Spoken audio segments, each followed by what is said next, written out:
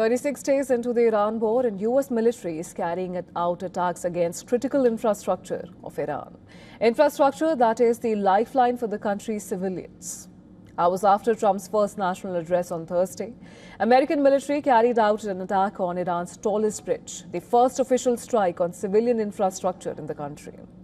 Shortly after, the US president issued a warning. US forces have yet to begin destroying what's left in Iran.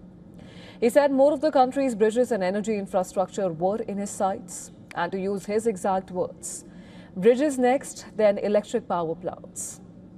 He also offered a way out to Iran again, pushing for negotiations which Tehran has repeatedly denied. Now, according to the latest reports, US intelligence indicates that roughly half of Iran's missile launchers remain intact. Thousands of one-way attack drones are still available in its arsenal. The report comes after more than a month of sustained US and Israeli strikes across Iran. The latest report comes after multiple statements from Trump himself that Washington has, quote-unquote, decimated and obliterated Iran's military assets and leadership. The US president repeated his claim as recent as one day ago. Listen to this.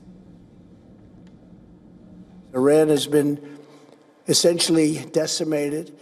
The hard part is done, so it should be easy. Thanks to the progress we've made, I can say tonight that we are on track to complete all of America's military objectives shortly.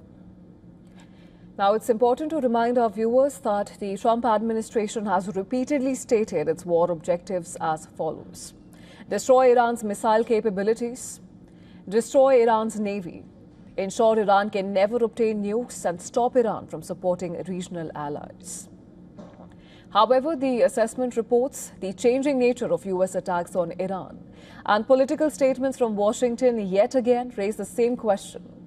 What exactly is America's war objective, and when will it be achieved?